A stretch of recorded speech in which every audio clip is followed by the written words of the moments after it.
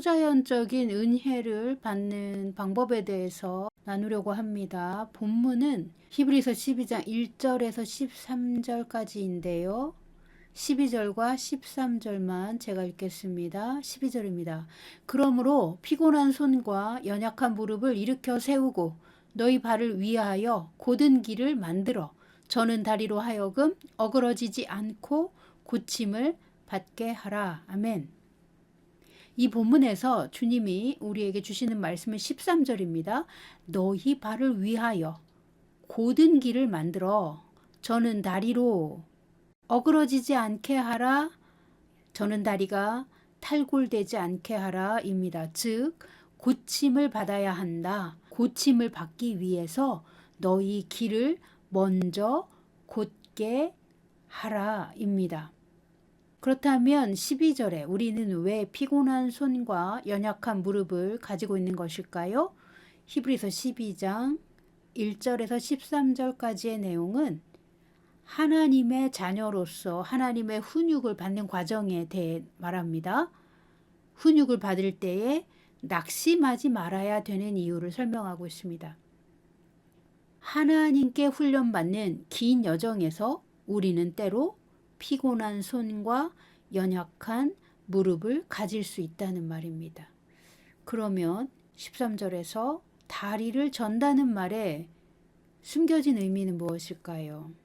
13절 문장을 보면 너희 발을 위하여 곧은 길을 만들라는 부분이 나오죠. 길을 곧게 만들어야 한다는 말은 길이 구부러져 있고 곧게 만들어야 할 부분이 있다는 뜻입니다.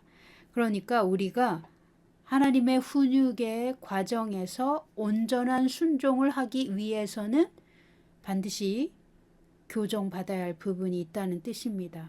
길이 구부러져 있다는 말은 정신적, 심리적, 육체적 그리고 영적으로 아프고 병든 부분이 있다는 말입니다.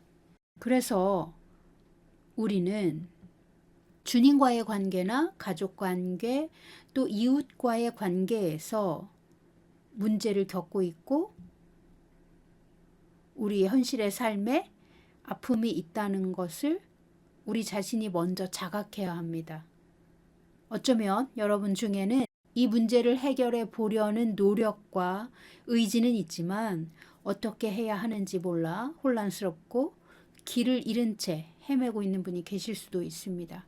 발은 우리의 행함과 순종을 의미합니다. 저는 다리라는 표현은 아픈 사람이 걷는 모습이죠. 절룩거리는 다리를 말합니다. 하나님과 동행하는 인생길이 바르게 걷지 못하고 있다는 것입니다.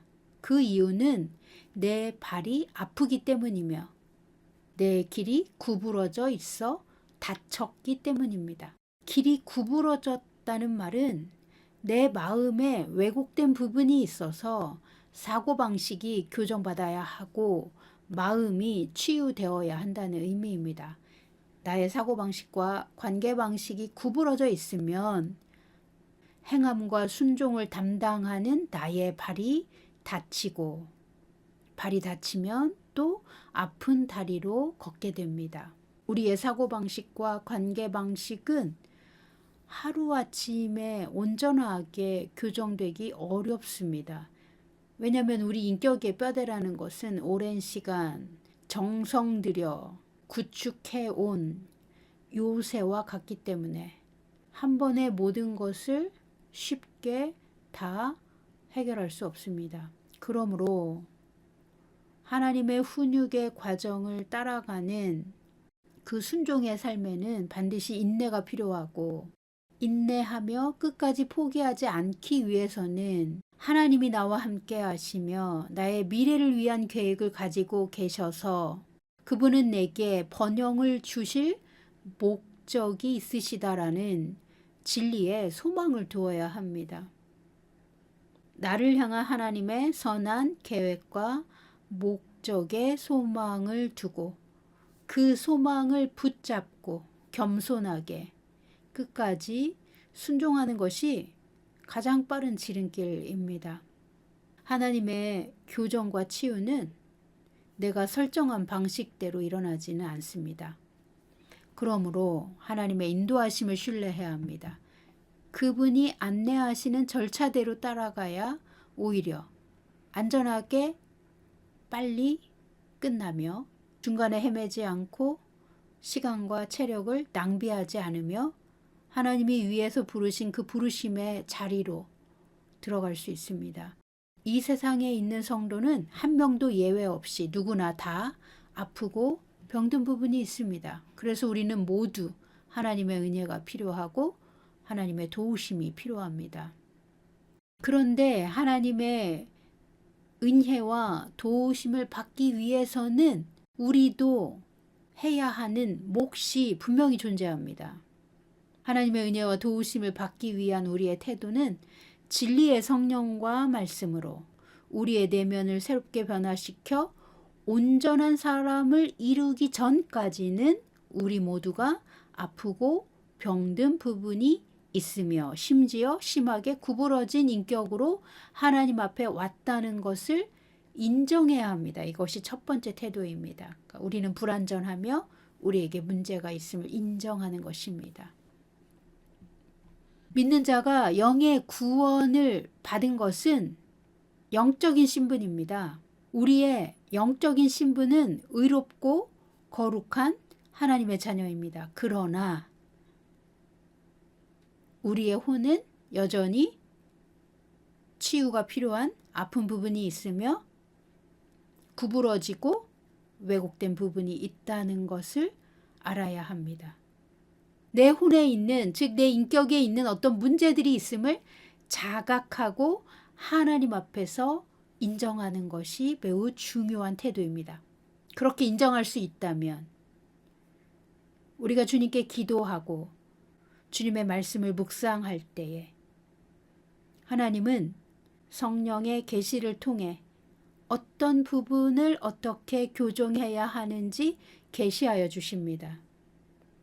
성령의 조명하심과 인도하심으로 성령이 계시하여 주실 때마다 우리는 하나씩 그리고 한 부분씩 그리고 조금씩 하나님의 교정을 받아들임으로 말미암아 자유를 획득합니다.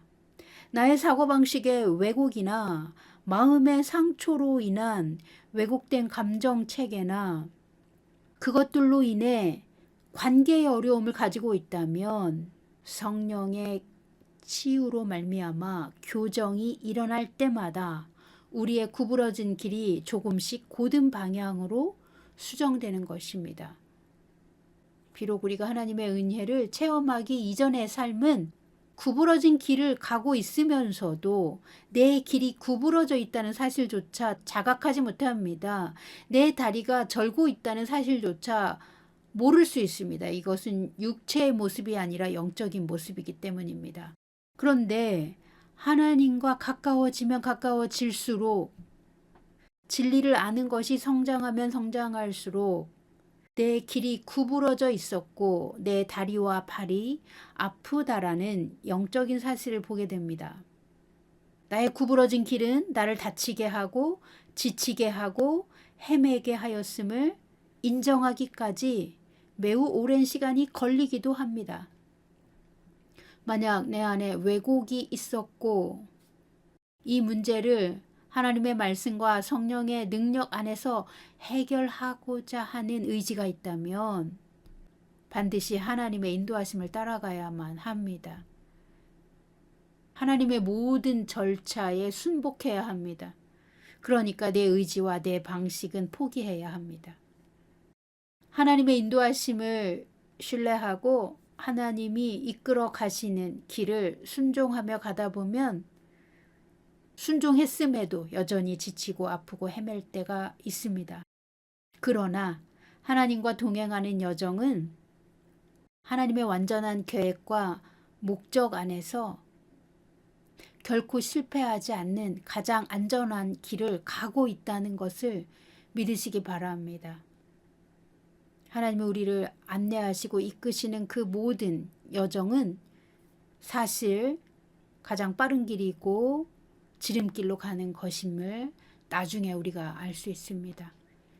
만약 하나님의 훈육을 받아들이고 하나님과 동행하는 그 여정을 사람의 기준으로, 사람의 가치관으로 재단한다면 도저히 이해할 수 없고 당장에 손해가 너무 크고 어떨 때는 완전히 망하는 것으로 보이기도 합니다.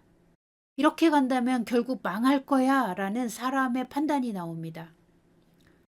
그렇게 하나님의 길에 대해 이해할 수 없고 두려움에 압도되어 다시 과거의 익숙한 습관대로 그 구부러진 길로 돌아간다면 여전히 다리를 절며 발이 아프니까 하나님은 왜 내게 이런 고난을 주시는지 알 수 없다고 하나님을 탓하게 되고, 그렇게 하나님에게 탓을 하다 보면 원수의 올무에 걸린 채 빠져나오지 못하고 같은 자리를 헤맬 수 있습니다.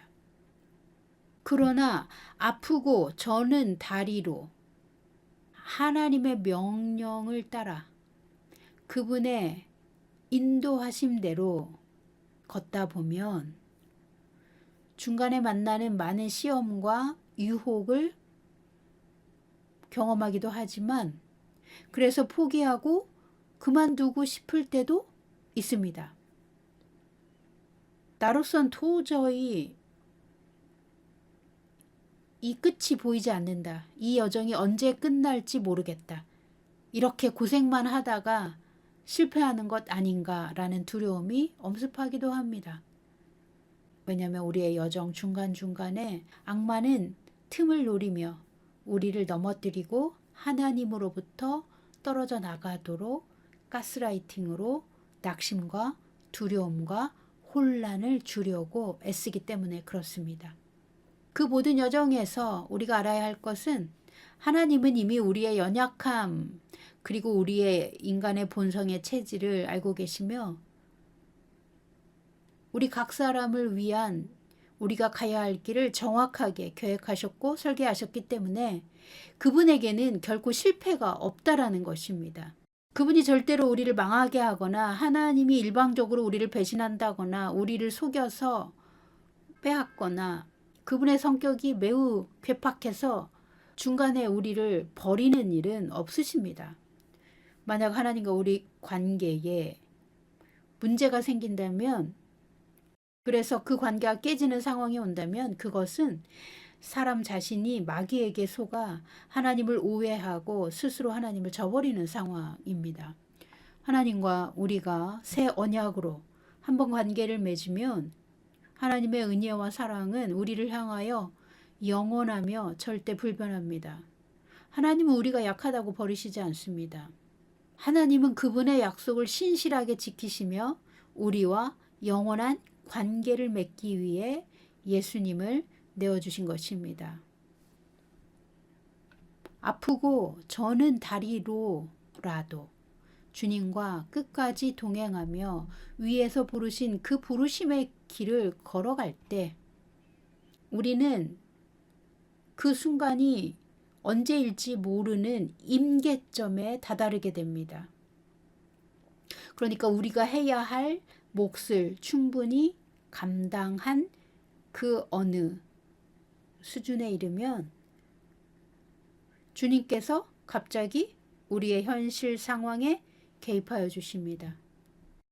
도대체 어떻게 무슨 일이 일어나고 있는지 모를 수도 있지만 하나님의 초자연적인 은혜가 임하고 사람의 노력과 상관없이 하나님께서 은혜로 모든 것을 해결해 주시는 순간이 옵니다. 그때까지 우리는 계속해서 걷는 것입니다. 그래서 우리는 매일 하나님의 말씀을 배우고 꾸준히 기도하며 성령께서 나의 사고방식과 정신세계를 교정해 주시도록 매우 적극적으로 우리의 자아를 하나님께 내어드려야 합니다. 치유와 회복이 좀처럼 나타나지 않는 것처럼 보일 때에도 계속 걸어가십시오. 우리 삶에 아프고 힘들고 문제가 많은데도 하나님의 말씀에 순종하여 성령의 인도하심을 따라 걷다 보면 짐작할 수 없는 어떤 절묘한 타이밍에 우리의 아픈 발이 고침을 받습니다. 우리의 저는 다리가 초자연적으로 치유받습니다. 하나님이 알고 계신 타이밍이죠. 물론 우리는 그런 기적을 경험하기 위해 하나님께서 우리에게 말씀하신 대로 먼저 우리의 구부러진 길들을 곧게 하고 우리의 생각과 마음을 교정하시는 하나님의 훈육, 즉 성령의 역사를 수도 없이 지속적으로 경험하게 하십니다. 우리의 사고방식을 하나님 나라의 사고방식으로 교정하신 다음 우리의 인격이 하나님의 초자연적인 기적을 받아들일 준비가 되면 우리로서는 갑자기 어느 순간부터 하나님의 기적이 풀어지기 시작합니다. 우린 그것을 초월적인 은혜라고 말합니다. 이 기적도 한 번에 뿅 하고 오기보다는 대개는 아주 사소한 것부터 차례차례 일어나고 그 끊이지 않는 은혜와 은총이 이어지다가 사람으로서는 불가능하고 깜짝 놀랄 만한 큰 기적이 오기도 합니다. 하나님이 개입하셨기 때문에 하나님이 우리의 순종과 우리의 올바른 태도를 보시고 우리에게 주시는 놀라운 선물이 찾아오는 것입니다. 그러므로 우리의 구부러진 길을 곧게 하는데 우리가 충분히 해야 할 몫이 있습니다. 우리가 충분히 해야만 하는 몫을 다하지 않고 기적이 먼저 오기를 바라는 것은 욕심입니다. 우리의 길이 곧은 길이 되기까지 인내하며 겸손하게 하나님의 뜻에 순종해야 합니다. 사람의 본성은 불편한 거 싫어하고 인내하기 싫어하고 기다리는 거 싫어합니다. 타락한 세상에서 인간이 가지고 있는 본성이기 때문에 그렇습니다. 그럼에도 하나님은 우리의 작은 결정과 순종, 마음속에 옳은 생각들을 간과하지 않고 모두 기억하셨다가 우리의 믿음의 분량이 차거나 하나님의 계획 안에 있는 시간이 되면 그때는 사람의 방법과는 전혀 다른 하나님의 초월적인 방법으로 우리의 문제들을 해결해 주십니다. 우리의 정신적, 심리적, 육체적, 영적 문제들을 치유하시고 온전하게 처리해 주십니다. 그러므로 우리는 하나님의 훈육을 받아들이고 주님과의 동행을 이어가는 여정 안에서 우리 개인이 원하는 욕심과 빨리 도달하고 싶어 하는 조바심을 버려야 합니다. 내게 무슨 문제가 있든지 빨리 해결하고 빨리 건강한 사람이 되고자 하는 조바심과 빨리 성숙해지고자 하는 욕심과 교만을 내려놓고 나와 같은 문제를 가진 존재를 하나님께서 손잡아 주시고 끝까지 함께 가주시는 그 은혜를 신뢰하고 그 하나님을 의지하며 끝까지 순종하는 것이 가장 좋은 방법입니다.